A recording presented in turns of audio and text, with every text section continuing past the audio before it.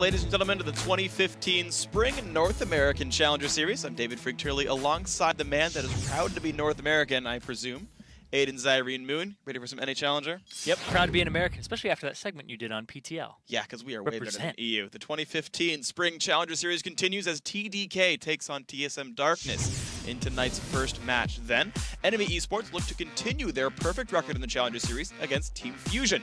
And we will wrap up today's broadcast with CLG Black going up against Final 5. And here's a look at where these teams stand at the start of tonight's action. Enemy Esports has sole possession of first place with a perfect 3-0 record. After that, CLG Black is in second at 2-1. Then everyone else, Final 5, TDK, Team Fusion, and TSM Darkness are all knotted up in third place. Of course, as you can see, the Challenger Series, we have 3 games in the book so far. Tonight we're going to end with 4 games for everyone, but it's a 5-week, 10-game round robin where the teams play each other twice. That's why we're seeing Game 2 on the air today, but it also means after today, we're 40% of the way through the season. Here's what happened last night when TSM Darkness faced off with TDK.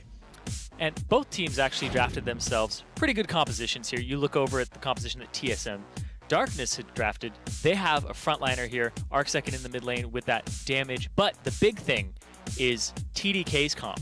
Last week they had a Vladimir. This week they have a poke comp. Yeah. Crazy across the board here. They gave AP poke and AD poke. Kyle got his Jace. And that's gigantic. And not only that, they had Seraph actually get a really good counter pick where this team has no tank busting with Kalista, and so they grabbed Dr. Mundo, who could be pretty much untouchable throughout this entire game. It was pretty great. So let's actually get ourselves into the game and just see how those comps played out. Being that we do have a lot of poke teams, it's going to be a while till we have a lot of kills, but right here, Zingy goes in, and there's just no follow-up. And you can see it's 19 minutes in before this first big fight happens. Kyle comes in from the side and starts playing cleanup duty here with Seraph in the middle. When you have this composition from TSM Darkness, you don't have the damage to really take out a Mundo, and you see it here. Kyle with a great shock blast and a not-so-great flash there from Teaser. So Seraph gets to take people down. Arc second trying to run away from Mundo. By the way, Seraph was like at 800 earlier in this fight. Now he's above 2,000 and tower diving. It seems not even in range yet, and Seraph just does not care whatsoever. Summon heal gets burned, flash gets burned, doesn't even care. Nope, full honey badger this game for Seraph. Right here though, the wave gets cleared right as that hook comes out onto Kyle, and it pulls him in. They end up picking him up in this fight, and then Louis, kiting backwards, ends up getting himself a double kill here. Actually, Teaser ends up getting himself a double kill. Sorry, swapped 80 carries. But they try to take out Seraph, but once again, he's too tanky for this kind of sustained damage lineup that's kind of just front-loaded, and then they stop. They don't do much else afterwards, but again, 0 deaths still on Seraph means he gets to walk around in teamfights, do whatever he wants. Yeah, there's a new Seraph in town, and he's coming in from the back here. You see, they can't do anything against him. He is just cleaning up. Kez on this Nidalee is something very new as well. He's usually a type of supportive jungler, very controlled, and on something as aggressive as Nidalee, it's great to see him play that champion. Yeah, 2-1-8, keep the backline alive, gives Caitlyn some attack speed, why the heck not, and poke in. So that all tended to work out, but Seraph having an incredibly good game overall. Dragon 5 now for the last team fight. Why not just close the game out, TDK? Yeah, and right here, you're going to see Louis off on the side actually double crits and headshots Teaser to take him immediately out of the fight at the start. At that point, it's cleanup. I mean, TDK just had such a very good start to the game, and there's not a lot of comeback tools for TSM Darkness. They can poke and wave clear, but when you get to 5 dragons, you just gotta walk in and Mundo ignores your entire team. He ignored turrets, too. You couldn't even tell a turret was on him. Nexus turrets as well through that regen. You can see Seraph having a great scoreline that game. 16 KDA, or I guess undefined. Whichever. We say 16 here in the LCS, yes, we the do. Challenger Series. We do. Because that was just divided by 1. If he dies again, doesn't cut it in half at all. But still. Great CS there from Louis. He's a guy who had to step up as well. Because Louis wasn't having the greatest of times in his games. He was losing lane pretty hard. And when you're playing Kalista into that Caitlyn, you do have some range disparity. Sorry, Caitlyn into the Kalista, you have a good matchup for yourself. Because the range disparity. And just auto-attacking is generally what's good against Kalista. And hey, they had a pretty good game. So that was a very big win for TDK. They were dead last at the start of the week, but now they have 1 win on the board. So do 3 other teams in the Challenger Series. That puts them in a 4-way tie for 3rd, which gives them really good control over their destiny. I'm glad that everything's kind of shaping up that way, too, because everybody is very close to beating everybody else. So it's very interesting. Nobody's at the bottom of the pack right now. Actually, there's a lot of people at the bottom of the pack. They're all just tied for it, right? But TDK, last week, they did look like the bottom of the pack. They ended up 0-2. They got their win yesterday, but a lot of that was off of them picking a really good composition and playing to it, not being too aggressive with the poke comp and out-poking the other poke siege comp. Well, yeah, that was the interesting thing, actually. I got to talk to Smoothie about 3 minutes ago before the game, and he said, yeah, we did actually do pick and ban before the match last week. We did it when we got into the lobby, so we got really confused. I also asked, why didn't you pick Jace when he was available last Wednesday? And he's like, I don't know. Yeah. I think we shoulda. And hey, they picked Jason once. So that's a good start. Maybe you'll start seeing that champion get banned away from Kyle. Yeah, I would really hope to see that banned away from Kyle on a consistent basis. But some teams don't learn their lesson. Nope. And even TDK, they were really surprised that they keep getting it. So we'll have to see how that shapes up. We'll see if we get more Jace. Swapping over to the other side, though. Team SoloMid Darkness, they actually exceeded expectations. They weren't supposed to be here. They got O2'd by Cloud9. And then that whole thing happened where they ended up making it in off of that. So they took a win right off the bat last week. They beat CLG Black. Which was unexpected, but this team is very jungle-oriented. They really rely on a Zingy, but he's kind of easy to ban out. Yeah, in a way, right? His pool's very odd. He seems to default to Pantheon a bit more than I feel like junglers should. He's been favoring Jarvan, but yeah, very inconsistent performances from Azingi. He went 0-6 and 5 on Jarvan yesterday, even though the Fiddlesticks you talked about, these champions he plays, was available for him. Yeah, the Fiddlesticks was not banned and he didn't go for it, but it didn't fit the composition that they were trying to go for if he had gone for the Fiddlesticks, because like Fiddlesticks with a Xerath is kind of counterintuitive. The thing is, I feel like that is a team where once you get through the 3 bans, if Fiddlesticks is up, you should play the Fiddlesticks comp. You should take it and then go around that. To me, that makes the most sense for TSM Darkness to actually play around really big strengths the team has and say, hey, if we get this, then we should play a comp. But a really big strength for them as well is their mid laner Arc second. He's 14, 3, and 13 over 3 games, and 2 of those games are losses. So he has 3 deaths in 3 games. Really, really consistent player here. Loves the control mages like Xerath, and I wouldn't be surprised to see him go back on that today. Yeah, he's definitely a really good player for TSM Darkness, and I think if they are going to make a surge in the standings, they need to beat teams that are, I would say, underperforming a little bit, like TDK. It's a team I think these guys would have to beat up. Keep in mind, at the end of the season, or the end of the split, I should say, the bottom 2 from Challenger are placed back into the qualifiers. They don't have a spot secured whatsoever, so you have a chance for like 33% turnover in Challenger overall. Yeah, top 4 make it to playoffs. Bottom 2 have to go back, and the top 4, whoever makes it to playoffs, one of those guys goes to LCS, right? Yeah. So a lot of just making it to playoffs is really big. Yeah, I agree. Yeah, as long as you make top 4, you're guaranteed to stay into the split. And heck, one of those guys is going to join the LCS next split. So we'll see which of these teams are. But we are into Champion Select, everybody. Vi dropped away from Azingi. It's still not a Fiddlesticks. It's still not a Fiddlesticks. We're still waiting for it. Week 2, day 2. Waiting on the Fiddlesticks from Azingi. Don't know when it'll come out, though. But they usually, when you play against TSM Darkness, and what we've been seeing as a trend, is at least 2 jungle bans.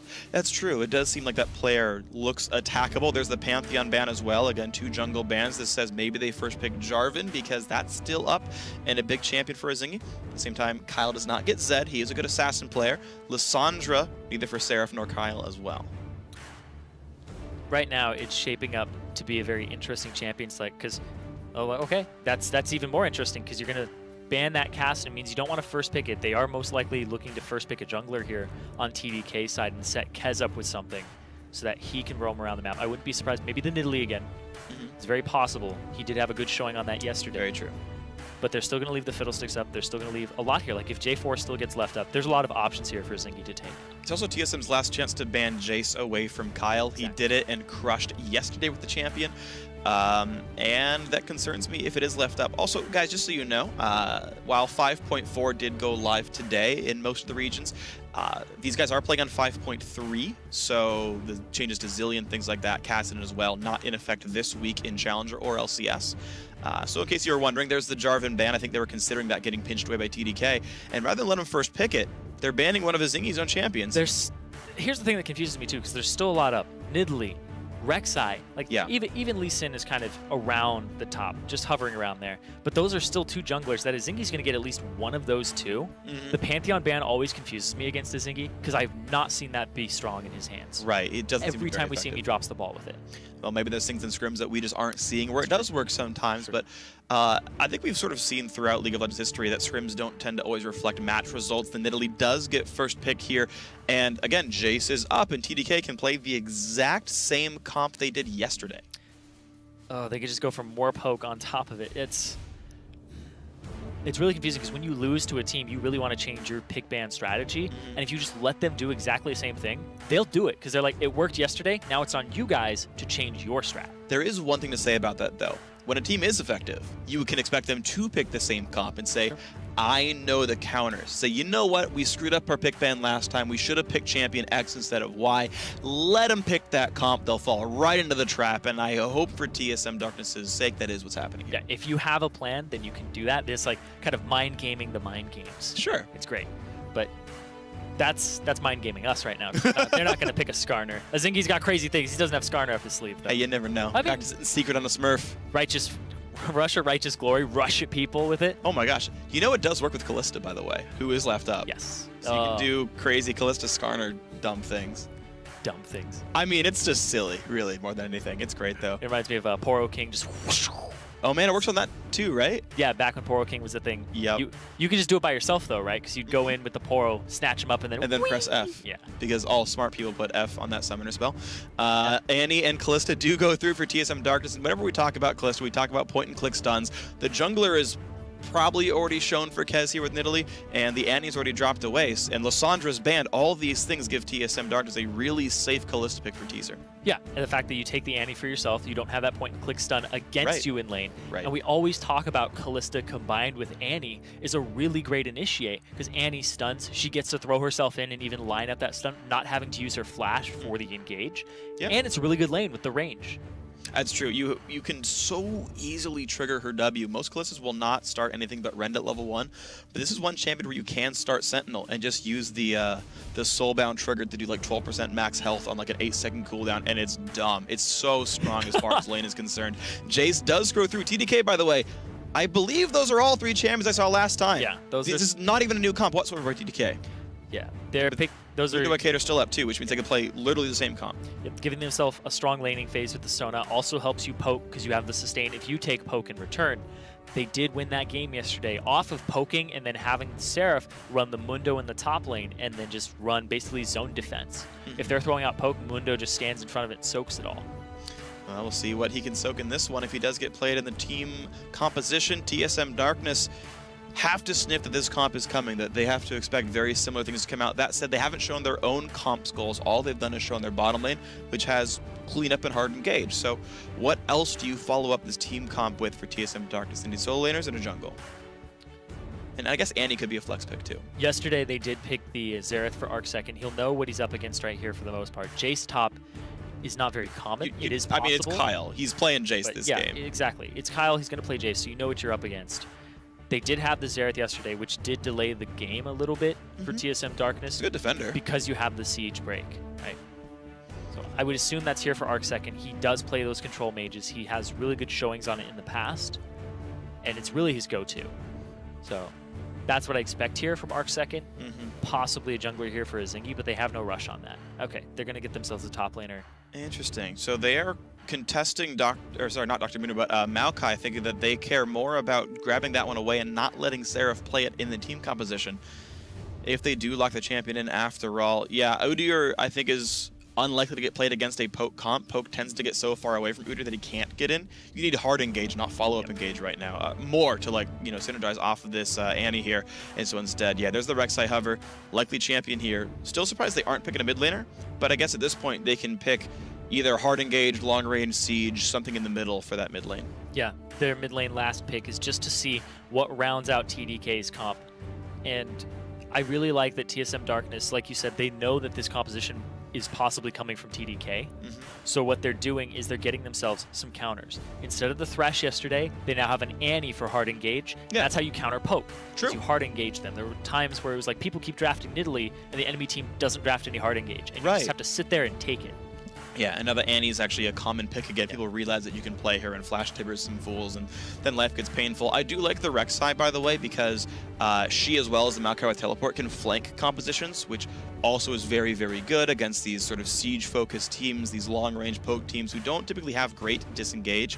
Varus, by the way, got locked in for Louis GG, so he's actually a poke AD carry, one we haven't seen in basically forever. We did see it at Worlds by Deft. He played it once in, I think, the semis. and lost horribly, but I love this champion, and he actually gets to be sort of continued follow-up in this poke game. I really, really like that lock-in. This is basically the dream ARAM composition here from TDK. If you get those 4 champions in ARAM, you're like, oh man, giving me any of them, even Sona on top of that. It's just a bad time. Yeah. So your face, you're like, oh, I mean, man. I know how these been champs there. work. Everybody's been there. Yeah, that comp exists every once in a while. Dr. Mundo, though, to round it out, that is going to be, that's still picked up. So the only champion different between game 1 and 2 for TDK is Varus in for Caitlyn, interestingly enough, but he will comp at the poke team. He does get to be a little bit more disengagey. That ult is pretty good at running people back, but he has no escapes. There's not very much peel, and Annie, Rek'Sai, and Maokai are going to jump on him. You're going to have to expect a Mikhails very early on here from Smoothie. Yeah. And he's going to have to be quick on that. We saw him get it yesterday where he was able to Mikhails some Thresh hooks, but they were a little too late sometimes. So he's going to have to be on top of his Mikhails when the engages come out. But there's so much hard engage here from TSM Darkness and a lot of margin for error, because they can just be like, a little margin for error, right? Like they can keep going in. They throw in Indivisible. If he misses, he's like, oh, I still got Tibbers stun. That's true. They're still good. That's true. And then, of course, the follow-up from Rek'Sai, Maokai. And again, one thing I think can't be understated is no matter how bad your comp might work, flanking is always a thing. And the Summoner Teleport and the Rek'Sai ulti can always allow you those little ways in. TSM Darkness need a mid laner now, unless Annie's a flex pick. Xerath, as you said, common for Arc Second. They have decent engage. There's not a lot of engaged mid laners. I guess Orianna could do it.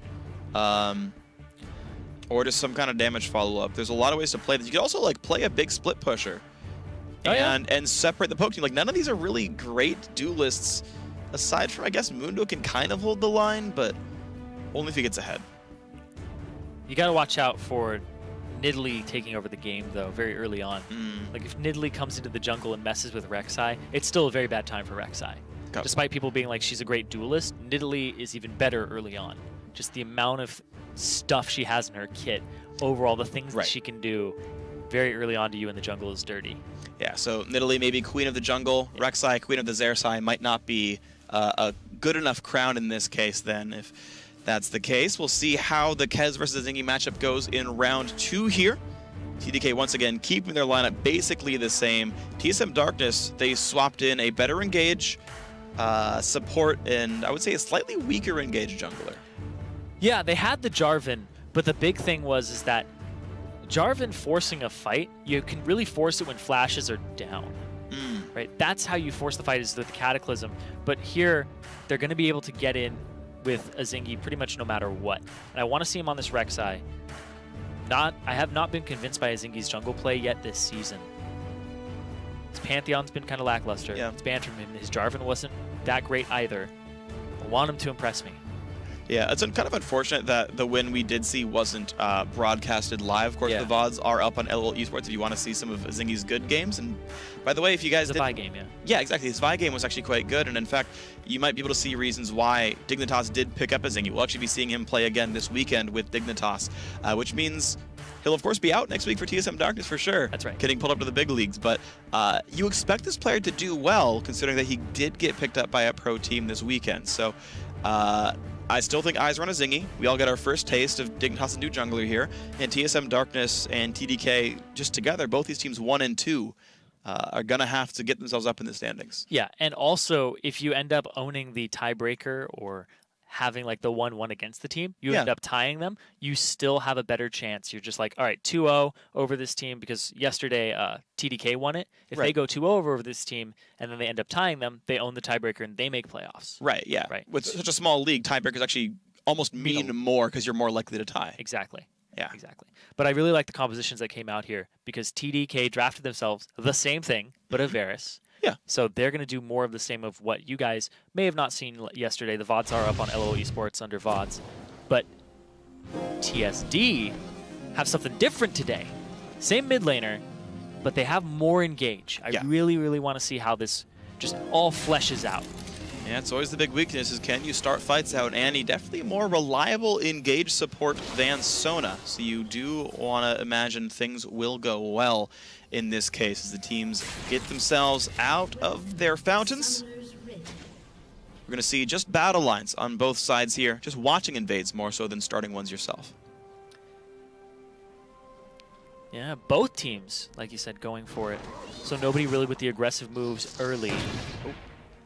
We're seeing a lot less lane swaps in Challenger than we are in LCS. That's LCS, true. It looks like everybody's trying to sniff out the lane swap very early. And in Challenger, everybody's like, no, no, no, I don't want a lane swap. It's a little bit out of my comfort zone still. I want to have the 2-on-2 and see how I measure up against everybody. Yeah, it tends to be how it's played. It's very strange to me still that teams aren't willing to inflict lane swaps on their opponents. As far as matchups go, thinking about the one-on-one, that feels fairly equal. We did see Balls win against Impact playing Maokai against Dr. Mundo, though that was, I would say, more misplays by Impact than specific outplays by Balls. In the bot lane, I think it's very close. Yep. It's two high-range lanes that are actually quite good auto-attack-wise, which makes it just very trade-heavy. And while TSM Darkness have the burst advantage because they have Annie with Ignite and all that, TDK with Smoothie's Sona have so much sustain that without bursting, I think it's hard for the TSD duo lane to win that matchup. Yeah, you'd have to burst. Burst is kind of the counter to sustain, and sustain's kind of the counter to poke.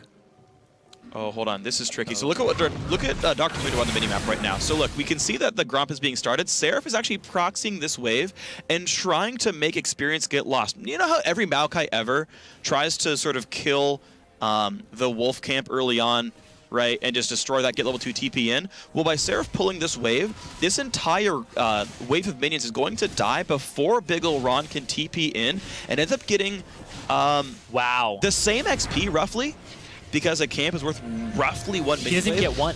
No. He's slightly up in XP and about the, I would say slightly lower in gold. And this is going to hard shove towards Seraph because there's just a whole nother wave of minions here. That's not even close to fair. Well, keep in mind though, Seraph has no XP, and yeah, the question is how much can he actually see us under turret as Dr. Mundo? Because XP advantage is actually equalized more or less. That wave, again, worth the same as Wolves. The gold is what I am curious about, because what can he last hit? Yeah, last hitting under turret, not the easiest thing as Dr. Mundo. Of course, if he started with his E, but he didn't. He went for the Q, so he's just going to have to auto-attack these. Okay, so he got his E, so it's much easier now with the extra AD.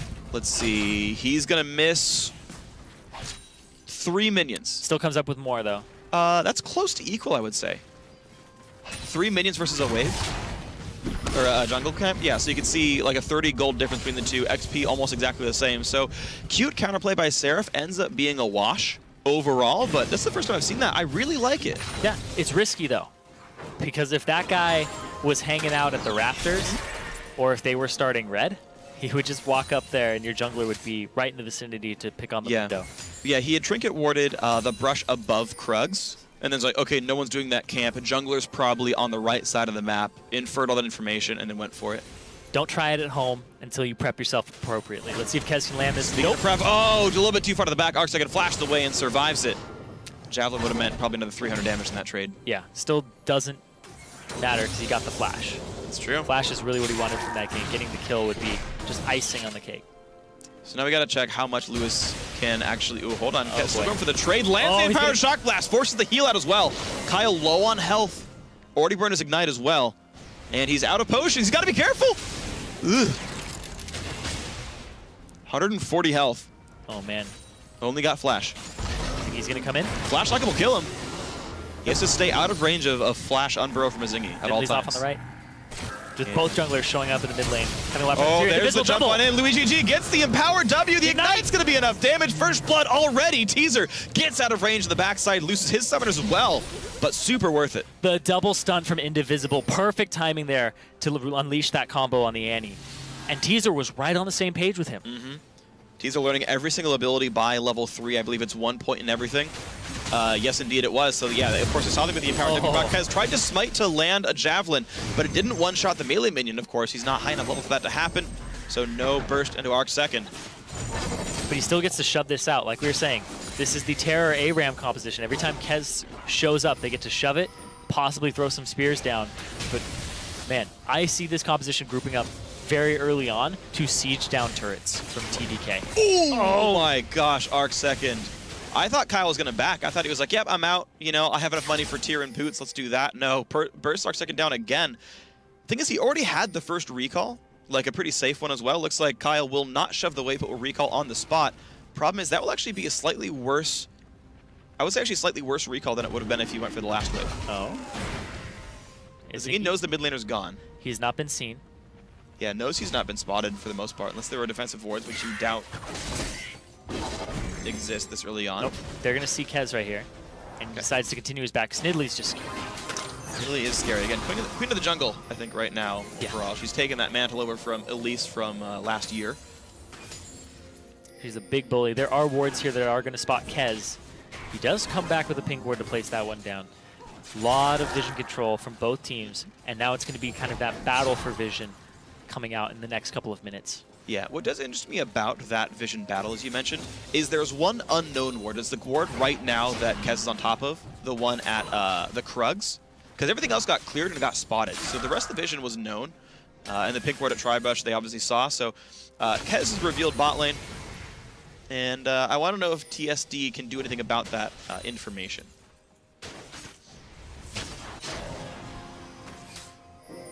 Watch some juggle movements here from Azingi. He's trying to keep tabs on where Kez goes. Like you said, the Krug ward. Now he's put one by the Wolves. It saw him go right as well. Keep in mind, when he killed Krugs, he went to this side of the map. There's actually no way that this gank could work, possibly unless TSD overextends. So Kez wasted some time. Didn't know he got seen. If he did, wouldn't have went there. Yep. And the fact that you see him so early, too, makes the jungler think that the ward is actually closer, because the team starts playing back as soon as they see him leave Krugs. Yeah, you wait like 10 seconds, then back up, and you're like, yeah, dude, that brush is warded totally, dog. And not. Happens all the time. It really does. That's my internal monologue when I play League, by the way. Yeah. I turn into a bro. You can see this poke, though, onto Teaser. I really love Varus for things like that. You can see a 15-minion lead, and Sona, even though this lane died first, by the way, they're up 16 minions because Varus is awesome. Varus just pokes and applies a lot of pressure. There's no sustain here, so every time he charges up his Q, Teaser has to respect it, and if he eats it, Zingi's coming in. He's just going to try to relieve the pressure here. He could flash on a smoothie. Sona does have flash, and flash is in for Teaser. Ignite is on. There's no heal. Last tick gets some smoothie trades back. The flash forward to get the ignite. Smoothly with YOLO. Smooth moves there. Oh my gosh, you're sure right. And he's level 6 now, so Sona with Crescendo means even more fun counter-engage available. Indivisible did use his own Ignite for that trade. No other summoner spells burned, though. It might have been really smooth, too, because if Azingi had flashed W'd, then he wouldn't have hit him with the knockup because Smoothie flashed. That's true. Forward, so playing the mind games there, but he didn't go for it. Instead, just applying. Now we're seeing his mid lane getting pressured. Arcsecond went over for his blue. Timer's going to be known by TDK at about 13 minutes into the game is when that's coming back up. 13 in change, and Kyle can use that maybe. He's going to recall again. He's got Tyrion a longsword. Actually doesn't back up. We're going to watch his top lane for a bit. It's actually going very equal. The level 2 Gambit didn't do very much to the lane texture, and Seraph is just farming really, really well. Big ol' Ron the same. Get him! Oh. Coming back down. This is actually to look for a gank here because there's no camps around this area. They know Flash is down for about 30 more seconds on Louis GG, and they know Smoothies is down for a while. They have to deal with Crescendo and the Tendrils of Corruption coming out of Varus as well. But overall, I feel like it's a gankable lane. There is a ward in that brush, though. Azingi pinging towards it. Here's the chain. Landed at max range, and Invisible's going to break the stun in time. Nice double stun by Smoothie, and out goes the team. But they just throw in Indivisible. Louis GG's going to go down. The combo's just too much to deal with. Like we said in Champion Select, there's just so many engage tools, and the margin for error is so small. You miss one engage, you have 3 more to still follow it up and attempt to continue the fight. Yeah, and also really weird communication between the members of TDK. Varus ulted with no one in range to help at all. TSD get the counter engage. They're going to go for the Dragon off of the pink ward as well, and looks like no one will contest this. TSM Darkness through their bottom lane, winning the game. Yeah, Azingi is applying the pressure here. Kez, he might go for a spear here. Hits Azingi, and he just face tanks it, just to make sure. Rend into auto attack. Azingi does not even need Smite to claim Dragon. TSD now on the board with their first global objective. Now, all that said, the gold is very close to equal because of this mid lane matchup. Actually, it's close. I thought it was. It used to be more than +3 minutes. Oh, hold on, the flash Timbers engage Smoothie, taking a whole bunch of punishment. They proc the W. One more. Ren not quite doing enough. Teaser dives the turret, can't get the kill. One auto attack to go. The flash. Summon a heal traded. Louis GG still wants this. Seraph really does, but the stun comes in from Indivisible. Oh, there's teleport from Big Ol' Ron. Wow, this battle continues on. Smoothie goes in to land the heal, but it's not going to be enough. Zingy lands the knockup. Seraph forced to run away. They can't quite chase out anymore, but that is a 1 for nothing. Teaser gets out too. Really, really crazy play, but here's Kyle. He's got to step on some Zingy's little tunnels here before he gets down. Arcsecond gets some time alone to push, but the big thing about that fight for me is just the fact that TSD, they don't want to stop pressuring this poke comp. They want all-out fights. They want the engages as much as they can get before they start grouping up. That's how they need to make their advantage, because as soon as TDK starts grouping up, you really have to answer. So when you catch them when they're stragglers and they aren't the full poke comp, it's really easy to deal with it. And they also don't have a whole lot of disengage. That's true. I mean, that lane especially, that bot lane duo there is very easy to pick on. You think about the rest of the matchups. Maokai versus Mundo. Yeah, that's a wet noodle fight. Jace, who's wave clearing from basically under his turret.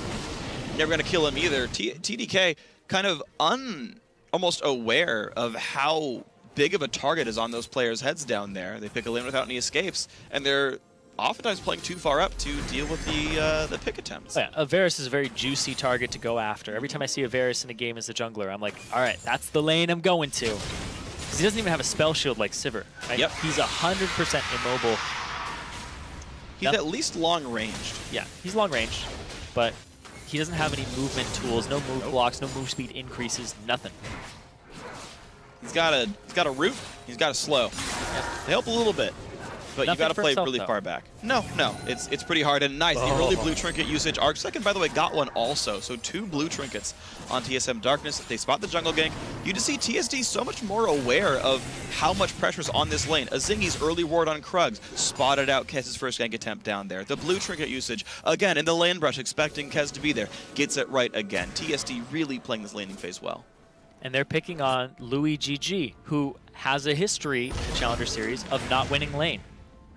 He's struggled if he doesn't have a winning matchup. The Caitlyn being sacrificed instead for this Varus, which doesn't win lane, which doesn't have an escape, much easier to pick on. So the one adaptation that TDK made is exploitable. And so far, they've done some exploitation. Now, the bot lane was winning as far as the 2-on-2 is concerned, right? He's still up 9 minions as a 0-3 Varus. Like, that requires some skill to re-engage, so they land the crescendo. The counter tempers as well. A lot of damage back and forth, and they do burst down the Kalista, unable to do anything. Here comes the Zingy, though, but Kez is here as well. Yeah, Kez is already here. 3 men in the bot lane versus 2 weak defenders here, and Kyle still has pressure in mid, meaning they will get time to knock this down. They've got to be afraid of Indivisible. Tibbers does finally get killed, though. Means even less pressure. 50 gold to Kez. You always want to take out that Tibbers. Smite it if you can. Just get rid of it. Good dodging by Kyle. Seems to get away from Arcsecond's ulti there. Used it for poke, but Kyle's just fine. Early brutalizer. You're seeing them try to poke each other. Minions, though, getting hit back and forth. Kyle's at 1 hit from dead. He's got to leave. Kez, though, wants this one. Lands the javelin. And the hunt is on. One more attack will kill him.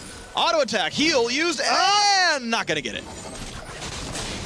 Very, very close there from Kez. Good gank, good relief of pressure onto Kyle. Because otherwise Arcsecond would just auto-attack for more mana and continue to poke him out.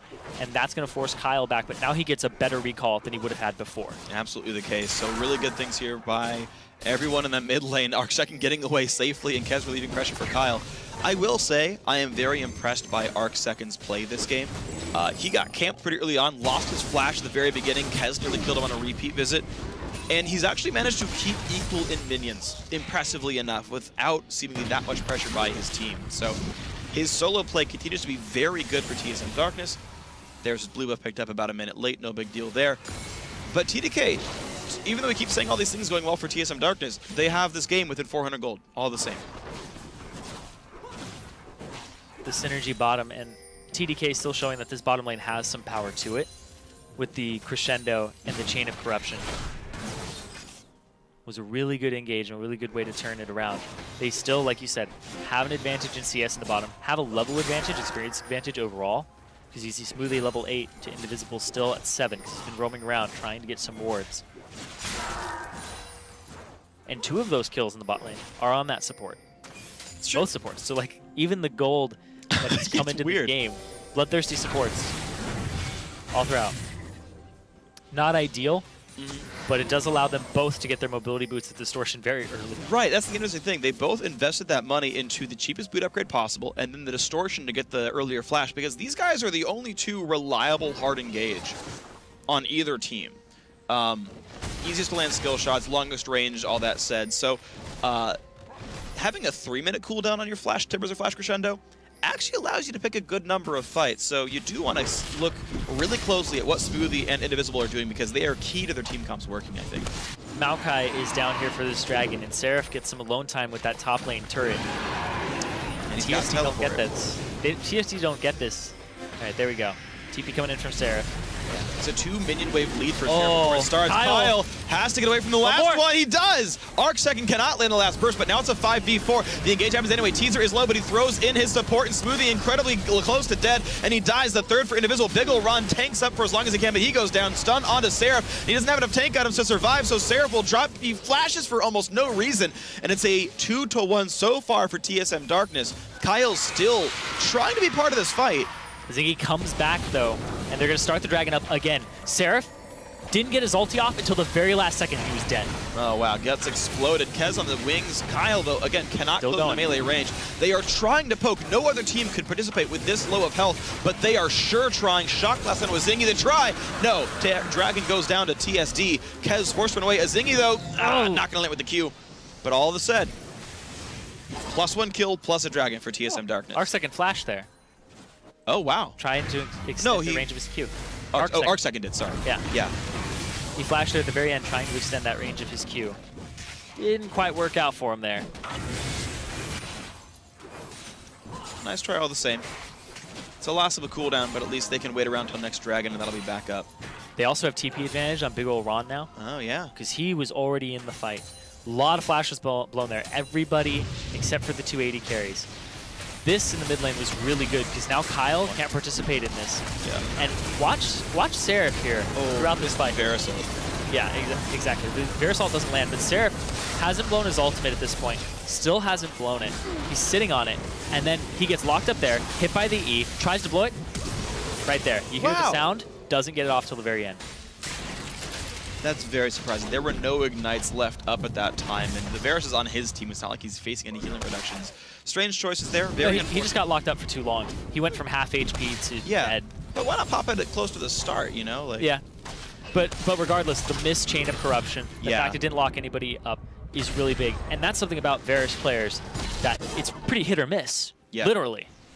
Yes. You hit that skill, it's great. To hit. If you miss it, it's a huge cooldown that you're just like, that could have turned the fight. But speaking of turning a fight. Yeah, Teaser jumping in hard for Smoothie, throws his support back in. Actually, wow, Indivisible goes behind Smoothie. He would have gotten knocked back almost out of range otherwise. Crescendo comes in, Kez goes in for that one, finds it. Now can he land the last Javelin? Teaser dodges, gets away with the auto, with the flash rather.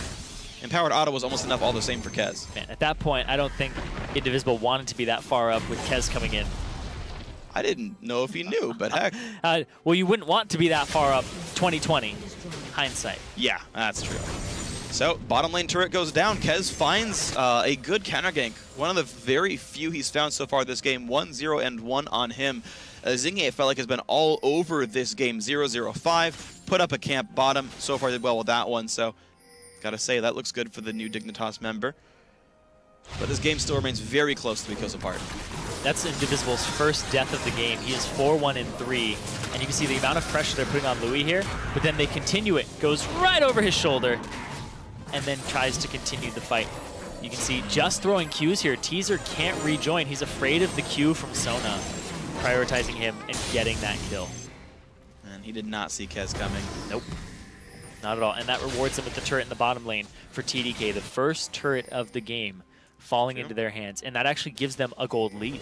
Wow. Very slightly. Yeah, TDK, they've been down so much, but Seraph, who delayed his teleport for the dragon fight, right, got 2 extra waves that way, got a lot of damage in that turret right up there, by the way. Gave him a nice lead. I mean, think about last game, right? Seraph solo carried that game, essentially, by the fact that TSD could not deal with him anymore. But we have a very fed Annie, very fed Kalista who might be able to. And they lane swap their 80 carry support immediately to the top where there's a turret to take. And you want to, as soon as you get that bottom lane turret, swap your duo lane into a lane that has something for them to take. Otherwise, they're pushing against nothing. and they're just like, all right, we've shoved up and we got this continues to apply pressure on the map. And now they can go middle, group up with a numbers advantage. There's 2 side waves that TSD have to respect and clear out before they can come to this middle. And watch as 5 people grouping up as a poke comp. ARAM's coming in here for TDK. Oh man, took 21 minutes, but TDK have started. All draft, all mid. TDK are renaming themselves to Adam here, and all 3 turrets have gone down within about a minute of each other. TDK now holding onto a 2,000 gold lead because of that destruction. All draft, all mid, Adam. Adam. Adam. I mean, let's be fair, it spells Adam. Yeah, it's Adam, but it's a damn hard situation for TSD. We'll see if they can turn it around. The top lane turret's so low. It's weird that Big Ol' Ron was unwilling to commit to it, but being stuck up there in a long lane against a perma-slowing Mundo, I understand him trying to run away from that one. But you want to hope that TSD at some point gets some gold back in their coffers for how well they were laning initially. Yeah, they need more vision control. Right now their vision control has fallen off. They have about 2-3 wards on the map in total for TSD. 1 in that red and then 1 on their blue side jungle. They have nothing on the top side. They're completely blind there. So he didn't have the vision control to sit in that top lane. Now it's on TDK to prioritize vision control in the river, start moving it up forward, and then start getting those tier 2 turrets and sieging. Seraph can split push, his TP is now available, and he's pretty much a movable object. He has that regen, so even if he does take some poke or some damage, he's always going to be healthy. So now let's see how the next objective comes across. 40, I can't read, or I just divide things by 2. 35 seconds now until Dragon. TSD are there first. Up until recently, they were the team with the advantage, but 3 turrets going down plus recalls coming in means TDK should be more well-equipped for this impending fight. TSD hold vision, though. They are a strong poke comp. They have to deal with Varus, Nidalee, and Jace all the same. So far, good dodging. And they've kept their wards safe, but TDK keep putting new ones down. They can't yet contest this pink ward, but now they're going to. I like the fact that they put themselves in that situation second, but here they go with the engage. They're going to lock up Seraph a little bit, but only so much can be done to the man. And Invisible losing a quarter of his health bar, but in comes the Dragon start. They have to start it. Kyle shoved mid, and they have to pull him back into this fight. And well, Minion's going to start being lost from TSD as mid lane is getting chunked out. Indivisible, speaking of chunks, going to lose a lot of his health. Another Shock Blast comes in. This might be a bit too greedy. In comes Seraph, goes for Big Ol' Ron, but the counter engage comes across. 3-man Crescendo, Big Annie Timbers hits the back line. They're trading 1 for 1. Both supports are dead, and another kill in for TDK. Now, can they find more? Kez is low, but the snipe comes in. Make that 3 kills picked up so far. And those 4 standing members make that 3 standing members. Seraph re-engages. They look for Arch second. He flashes away from Louis GG's slow, and they will get that chase kill down. A 4-2 fight for TDK. Teaser's too far out. They're going to get Dragon. It's so hard to just take down Seraph. He has so much HP at this point, and you are not equipped with the damage dealers on TSD to deal with it. The fact that all this poke is coming across from TDK in those tiny choke points, when you are starting up Dragon, when you are doing Dragon, you're more focused on that. Azingi took forever to peel off of it, and the Dragon still falls over to TDK. Yeah. It's just a greedy start. They didn't even pull out Dragon. Their positioning is horrible here. I absolutely love what TDK did. They said, you're going to start Dragon so we can poke you while you're in this position. You're going to do Dragon very slowly, or else you're going to take all this damage. And they still take a ton of damage. And if they didn't start the Dragon, they would just shove mid-wave with Kyle, who has that W, and that just shreds turrets. He did max that second. Teaser actually did some meaningful damage to Seraph. He got him down to about 300 health, and then he's back to 1300. Yep. He almost got meaningful damage down. Almost got meaningful damage. Oh, sorry, he got meaningful damage. It just didn't stay. Yeah. Regen to back up. Yep. That's the part of sustain too, because even if you look at this comp, there's 3 people who have heals. Yep. 2 of them you can heal other people with the Sona and the Nidalee, but then Mundo's self-heal is just absolutely fantastic. He's going to eventually get a Spirit Visage too, and then he's just going to be immovable. Yeah, you're seeing how much he's tempering his build. He's like, okay, Warmog's early, Spectre's Cal for the laning phase, but I really want Randuin's because I am afraid of Rek'Sai and Kalista. And it's good to see him kind of go back and forth. I think his actually build order is quite nice here on Seraph, on that Dr. Mundo. TDK are starting to look a whole lot better throughout this mid game. They escaped a really rough laning phase thanks to Azingi's ganks. And now, TDK looking like they are in control, wanting to 2-0 this series, put pressure top lane. Oh, teaser too far forward. Whoa, he walked up real far without work. Well, this TP, yeah, okay, good job canceling it. There's no way you win that one, but Seraph is on top of Azingi. He teleported in. Rek'Sai might retreat invisible, caught out by Kyle. The jungle completely owned by TDK. Azingi to be the third casualty, flashes out. Whee! Top lane's available. Louis GG's gonna grab that one. And push the wave out. The rest of the team, they pick up Azingi, and now this turret will fall. This game is collapsing around TSM Darkness. TDK, they play their composition perfectly. They played it great yesterday, and it's just more of the same here from them today. TSD, they tried to focus that bottom lane, but it's not working. It didn't work out for them. And now you can see the poke comp just working really well here for them. Look at this. They're just going to have Seraph tank this entire turret and just wreck it in like 5 seconds. He fully tanked an inhibitor turret at 26 minutes in, still has 2,000 health, and his team took an inhibitor turret down. So 2 turrets and 3 kills for that move. Top lane, TSD played right into TDK's hands, and now a lot of rebuilding to do for Darkness. You have to think they saw this coming too, because they saw it yesterday. That's true. TSD. They're going to counter with a little bit of a push on mid. Okay, that's good. They'll get this turret for themselves. It's a consolation prize. Their first outer turret of the game. Yeah, that's so rough that they've only picked up 1 turret, only because TDK recalled after a gigantic team fight win. This is looking rough right now for the red side. And I'm trying to think what they do to get ahead. They get Death Brush and Hard Engage. They got that blue trinket might let them do it. Ooh. Never mind. Yes. Hitting a support for the Javelin. Really chunks them out. I love that Rod of Ages second on Italy. Yeah. Whoever came up with that is absolutely brilliant, because that item covers a lot of her problems. You get it and you're like, that's a really expensive item to get as a jungler, and you get it a little late too. Like, it doesn't stack up at the time that you would expect it to. It's like a 25-minute item. But you're just like, okay, I'll get Magus, enchant, and then, oh boy, Rod of Ages. Like, no, people are usually like, needlessly large. But no, this covers her weakness of sometimes she's out of mana. You donate your blues to your mid laner. And the HP on it is really good. It allows you to jump in and not get completely destroyed for it. I think this is a great pick. He also picked up the Ionian Boots of Lucidity instead of Spell Pen, just so he can throw out more spears more frequently. He's sitting on full CDR at this point. Yeah, I think it's 20% on it's like almost a more defensive build, because your javelins would hit harder with Magic Pen, like flat out, but more heals, more everything else, more jumping around. Bot lane tier 2 goes down. All they do is push the lane without Xerath, and it falls right away. The defensive wave clear does not come in fast enough. And Kyle's Jace 4-0 and 2, certainly one of the big wrecking balls for these sieges. Yeah, they are ahead of the power curve, and Kyle is a big part of that. He already has his Muramana completed. Yep. And the it's double ready armor to pen go. core. Exactly. Which is crazy strong. Even sets up Louis GG, of course, with that Black Cleaver. Pretty much all physical damage coming out of Varus in general. Has some magic, it's actually meaningful, but his active skills, non-ultimates, all doing physical, and getting plenty strong autos as well. There's the engage attempt, and he looks for the flash, gets it onto Kyle. He could blow up right away, and in fact, he does. Louis GG was forced to flash out, but this is a 5v4. TSD, they found the engage. What can they do with it? Man, they've caught him with their pants down, too, because Seraph is top with no TP. He can't be a part of this fight. They have to wave clear this. Well, there are very few minions alive, but Tibbers might fit the bill for the rest of it. Backdoor bonus is off. Indivisible should be able to back away safely, and they get a mid lane tier 2 for it, but careful, because Kez ain't done with this one. Kyle's still dead for 20. There's no flank attempt available. They can hit the health bars, but I don't think they can engage a fight. Oh my god. There's 3 different people who do half your HP, but look at this! Oh my god! Arc Second! Speaking of half your HP, Arc Second chunks out Louis, takes him off the map. Everybody just does so much damage. Everybody is so squishy, except for Mundo and Maokai. Yeah.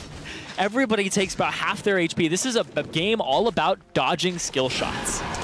And with the score being 11-11, these teams are about equally skilled at dodgeball here. TDK, off those great picks, are going to get Dragon number 3, and their dodgeball skills actually going to stay the same. I think that was... No, that was Dragon 2 for them. Sorry. Wow, they're blue side. What am I doing? For some reason, TDK got the pick, and I'm like, oh yeah, it's totally red team getting it. They killed everyone. No, they didn't. It was happening to me at the start of the game too, where I was like swapping AD carries and what they were playing all the time, because both teams have a T and a D in their name. This is an S and a K that divides them and where it's placed. Man, don't play the EU LCS, you'll never get this right. Oh, man. Oh. A is in 1/5 of all games. So despite the pick, TDK got Dragon number 2. Now these teams are equal at turret destruction. Dragon 3, which is next for either team, will be move speed, which is actually a big freaking deal in poke comps. 4,000 gold lead seems to not mean too much. Xerath just hit the power spike of Void Staff, which is pretty scary, and a QSS has come in now for Teaser. So they can deal with some of the engages from Varus and Sona a little bit better here. So TSD can get rid of Louis and Kyle and possibly just avoid some of the damage from Kez. They'll be in a good spot, but they have to find a way to deal with Seraph.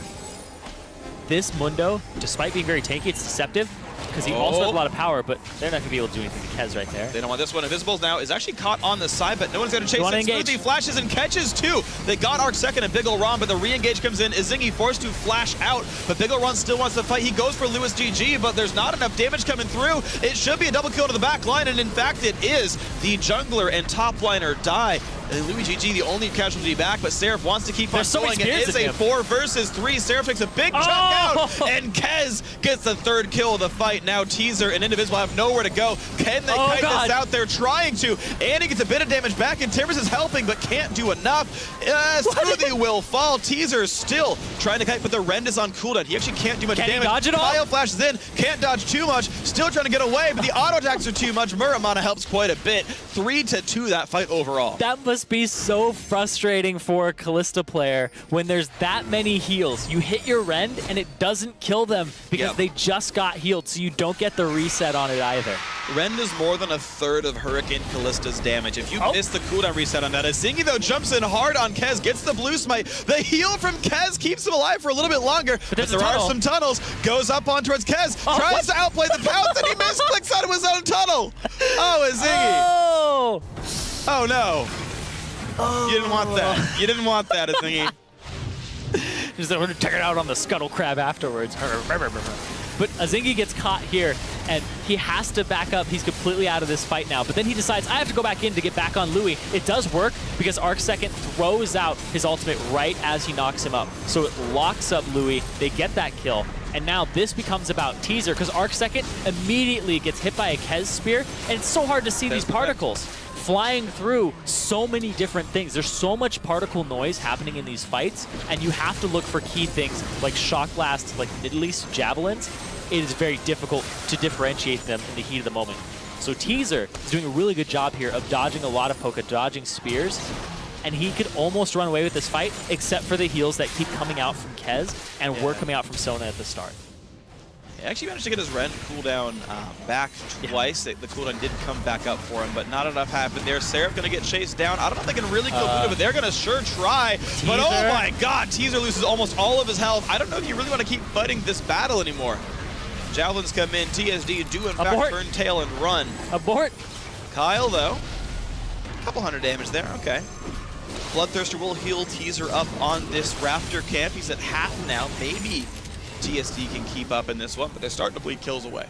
He probably still has to back now, too, or look for even more HP, because if you are below anything but 100%, you saw there, he's just going to die if he eats 2 skill shots.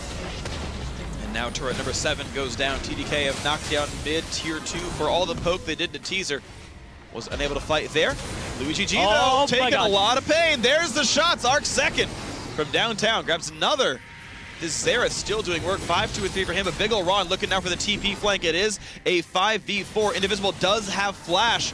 Dodges the shock blast, but the acceleration gate gets the team out. Yeah, the acceleration gate is really their disengage tool. And the fact they were all grouped up for it was really good. They might try to now, you have to dodge all these spears. They're basically going to throw skill shot, high damage poke at you from 2 to 3 directions and wait for an engage. They flashed on Seraph. Kez hopped away in time. Ugh. Not going to do anything for it. This game's going to kill me, by the way, because every time I see a spear almost hit somebody, my heart's like, it's going to hit. And then that happens with Shock Blast 2 and also Xerath Qs and Xerath Rs. This is a ridiculous game right now. And Varus Qs. So much siege warfare here. And what's surprising to me is how well Arc Second plays Xerath. You'd think with a name like Arc Second, he'd be better at shorter length champions. And yet, he's playing the longest range mage in the game. His range is definitely longer than an arc second. Unless the circle is gigantic. Yeah. The second is, right, it's an angle, right? So yeah, it's a percentage of the circle. So maybe TSM Darkness had the biggest circle in the world. Maybe that's how he lobs his skill shots in an arc second at the person. Like, if you turn it sideways, oh, okay, yeah, okay. over. No, like, his right of the arcane is almost an arc second. That makes sense. Okay, now I got you. Hey, that is how it works overall. Boom! You just gotta qualify everything, and then it makes sense. I mean, it's a percentage of some number. You just pick a big enough number and it works out, I guess. Hey, not gonna question it. They have this large wave top from TSD, and TDK, this is the first dragon that they're actually able to get in on without a fight beforehand, and that gives them the movement speed. They do. We talked about it. Movement speed is extremely important when you're dodging skill shots. It's League 101. It is a real big deal. So that happens. Top lane is going to get cleaned up a little bit late by Seraph, but that's fine. He wanted to be with his team for the dragon attempt, and a good choice to be there. Yeah, 286 minions. He's actually getting a lot of the split push farm. He's going to be the highest minion killer in this game, which is actually, I think, a very smart choice by TDK, because that guy's going to continue to be unkillable. I actually don't know if he wants to go for a Thornmail or a Sunfire next. Oh man, both seem I don't know like what should be better against TSM. They're both delicious options. Oh, the trying to get Louis GG again, just the way to catch the back line. Azingi will retreat nice and safe. Seraph is there dealing damage as he can, but Big ol' Ron maybe overextended, but Teaser gonna chase through. He's trying to ignore Seraph, and he looks for Kyle. The Ren gets popped. They get the auto attacks. They kill him in midair. That's a 2-for-2 overall. Seraph doing a lot of work in the back line. Kez helping, trying to knock down Big ol' Ron. Arc second getting supported though by Teaser, and Seraph's ult has finally timed out, but he flash briefcases, and Teaser is still trying to run. He only lifesteals so much against his armor stack. He dodges another briefcase, but Sona Smoothie continues to carry this team on his back. The number of kills got to be like 5 by now. And it's a 3-2 in advantage for TDK. Both these supports hitting for Banner of Command for Smoothie. That's how much he's picked up for his team in terms of kills. His participation's really high too. Yeah. Oh, these skill shots are absolutely crazy. They're wearing you down. This is a great game in terms of just watching it and watching everybody react to this. Azingi, I love this. Like they just go in, get the back line, ignore Seraph, just go past him, go for Kyle. Azingi's like, okay, I gotta ignore him, but Azingi can't get out. Azingi ends up dropping later on, and now like, get on Kyle, take out Kyle. Kez is still a poke threat though. This is a crazy, just all over the place fight, and the poke comp didn't go too hard too early. Even though Louis taken off the field, it's a 4-on-5 for the rest of it. And TDK still managed to pick up the kill advantage 3-2. Yeah. Man, there's a lot of spears in Mundo right there. He's, I can't even see. That would do like 8% of his health, by the way. it wouldn't be nearly enough. Arc second, you know what? He tries to poke again with the ulti, but they're all full health and Sona's there, so gotta keep those guys alive just fine. By the way, Banner of Command is built out of Aegis, so Smoothie is giving his team some match resist. If he's around in the fight, he'll make them more durable against Seraph. Also, thinking about all this ability power, sort of long-range poke damage, you can hide behind Banner of Commanded minions. Not that it'll matter for like anything these guys do, but theoretically, it would be good against Nidalee, I guess. That would be the only champion it would actually affect. It's a Thornmail for Mundo. Okay. This is probably Seraph's favorite game ever. So he just gets to run around and do anything. He's really just RPing Mundo at this point. Goes where he pleases. He's just like a PvE game. Everything just feels like minions to him. Yeah. Even the enemy champions. Even turrets feel like minions to Dr. Mundo. He's got like 300 armor right now. I'm going to have to test him for illegal substances after this, because I think he might be on some The syringe is still sticking out of his neck right now. You realize, like, it's very obvious he's on something. Not in this skin, is it? I don't think it is. Shh. Go with the joke, Aiden. Come on! What's in the briefcase? It's yes and, Aiden. Oh, fine. Yeah, no, he's hiding it very well this game. It's definitely in his phone. He's, like, disguised it on his shoulder. Yeah. It's actually into his ear canal. That's how he's getting the drug injections. Oh, wow. That's why he never puts it down. It's a constant thing. It's like an IV drip. Or he's done some new technology where like sound can actually like enhance your performances. Enhance your brain. Or something. He has sound waves stimulating his brain. Yes. He's using more of his muscles. They're massaging him constantly with the vibrations, so he's getting larger. You're going all out about this one. I was just making jokes. You're like trying to figure out the science behind it.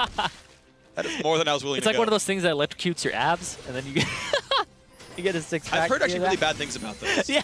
They like hurt a lot, apparently. They probably don't work. Somebody's gotten one before, though. I mean, the ads still exist. They must still be in business somehow. And Shake Weight's still in business, too. But anyway, we're in TSD trying to... Well, Baron's on the table. Yes, Baron is on the table. They're trying to clear out their jungle. They're trying to get something for this. And really, it's been a stalemate. Both teams are waiting for the engages. And the just misposition or the poke landing, and Indivisible takes half his HP. That might be TDK's sign that they can get another ward down. Not do the Baron, they're going to get another ward down. Let's not get too overambitious. Yeah. Well, I think they do need to start, because they have this unkillable Mundo, who actually can be chased around the map and still not die. You leverage Seraph. Like, it's not like they need to hard engage, right? Like, it's not like him being around is going to stop Annie from going in. Leverage his split push, make him create pressure, use that to get the deep wards that make your opponents able to face check. If you make them face check at a Verisol, you die and the team fight ends. So you use the Mundo to give you so much map pressure that you get wards in front of whatever objective you care about, and then use that to close the game out. TDK, though, not relying on that just yet themselves. But I feel like just the virtue of Mundo existing here gives TDK a big edge. So just from champion select right there, they're like, Mundo, great for what we want to do. Yeah, oh yeah. The fact that they made it out of the laning phase without being decimated, came back, slingshotted forward. Oh god. Oh god. Boom, boom. Dodge it! That was almost GG for Louis. That'll be back up for in 76 seconds. He's fairly low, but look at that. Immediately healed back up by everybody. And they're starting it. Oh, wow. Kalista on this Baron is really good. They'll be able to rend it and burst it down from 2K, but can they even get to that point? Kyle was trying to do that 4th dragon for his team. He goes back to it. He's going to stay. Yeah, look, the poke is enough by TDK. They've got enough wards here that Kyle will get dragon number 3 for his team, I believe. No. That's 4 for TDK, that's right? 4. The thing at top needs to be updated. Yeah, TDK did get dragon 3 earlier. This is number 4. That's minion killing power, which means at 48-42, dragon 5 is on the table for TDK. So you guys know that overlay is back. We're going to fix that for you in a second. There we go. 4 dragons to 2. TSD still do not have the move speed buff, which actually matters in this game. You normally ignore dragon buffs for large percentages of it. Not in this case here. The poke back and forth, but Kyle's pushing out mid. This has to be reacted to. They have to go. There's the go Oh, that button. cleaver was massive. There's no engage available for Annie. Trying to disengage. The chain lands as well. Big ol' Ron, not the best target, but Zingy lost a whole lot of health. But in comes Annie, 2-man stun. They look for Kyle. There's the knockup. Big ol' Ron is already dead, and TSD keeps trying, but oh my god, teaser trades. TSD lose 3-2 back into the side. Indivisible goes down, but Seraph and Louis will not be stopped. 3 members still alive for TDK. You just can't do anything about this Mundo at this point in the game with this composition. You don't even have an AD carry that crits. That's true. There's no way to bust this tank. He does have Last Whisper, but it doesn't matter. They're going to just barrel down. This is the game right here for TDK. Wow, this game back and forth, so close for 43 minutes straight in that one team fight. Broke it all. Seraph happy to tank the turret. That's going to be a 2-0 week for TDK. Right now, they are in sole possession of 3rd place. TDK had a rough week last week, starting out 0-2, but they come back this week. Yep. 2-0 TSM Darkness, and they do it with the same composition, just Varus for Caitlyn. That's it. Sure. Out on a Varus. And to be fair, he got picked on a lot. Yeah, he did. I like Varus. I don't think it actually worked very well in this game because he was the only, like, really catchable champion on that roster, and he got punished for 8 deaths. He was more than a third of his team's deaths on the AD carry for Louis GG. So I actually would have liked to see him play that Caitlyn just to be safer as a champion, or even safer just to help his team like reposition and like pick the fights better, right? I think that would actually work really well also. But all that said, TDK, a well-played game. Seraph, so far doing quite nicely in the Challenger Series, at least this week. His Mundo's been pretty good. He's been allowed to farm up and be that unkillable nightmare that TSD have been unable to deal with. So good on Seraph, good on TDK. 2-2 now. Yeah, and that's really what they needed this week, because last week was all over the place. You said 0-2 to enemy, right? Yeah, you said that they didn't even work on their champion select. that they were kind of like, we're just going to pick whatever, and they didn't think about it coming into it.